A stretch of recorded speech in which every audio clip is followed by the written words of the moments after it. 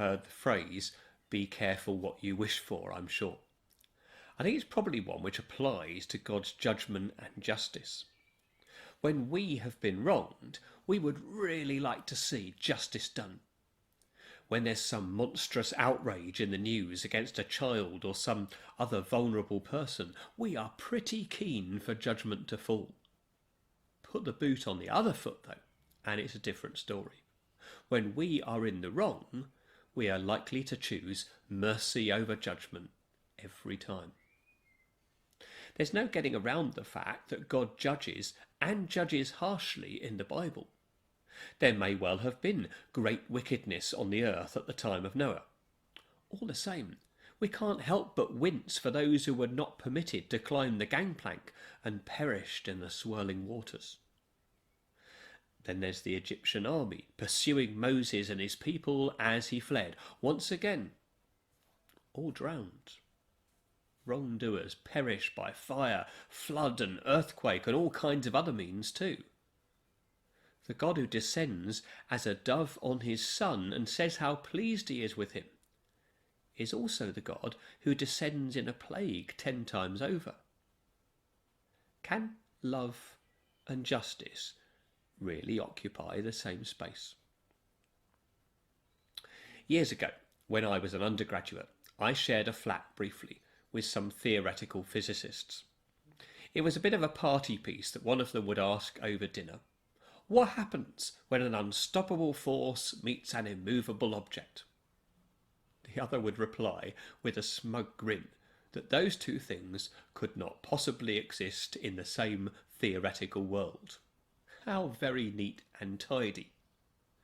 Meanwhile, back in the real world, love and justice both seem to occupy the character of God.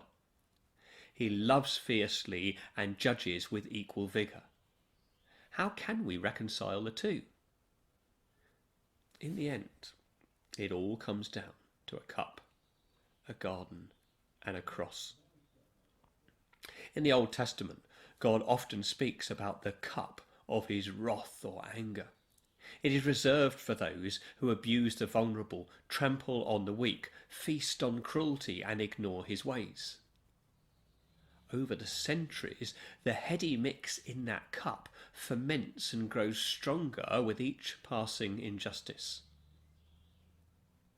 With that, we come to the Garden of Gethsemane, where Jesus prays and pleads that he should not be the one to drain that cup, but says that if it is what is needed, then he will do it. Your will, not mine, he says. On the cross, a few hours after that moment of prayer in the garden, Jesus breathes his last breath with the words, "It is finished." With that, justice is done and love prevails. The perfect combination. It seems to me that a God who exercised no justice would be unworthy of our honour or worship. The only excuse for such a God, blind to or unconcerned about the cruelty in the world, would be not to exist, as Stendhal once said. The Bible reminds us constantly that no evil ever goes unseen by God. For me, this is a comfort every time it appears to go unnoticed by the world. In due time, he will deal with it all. The rush to exercise God's judgment on his behalf and in his name may well cause as many problems as it solves. In time, the judge of all the earth will do right.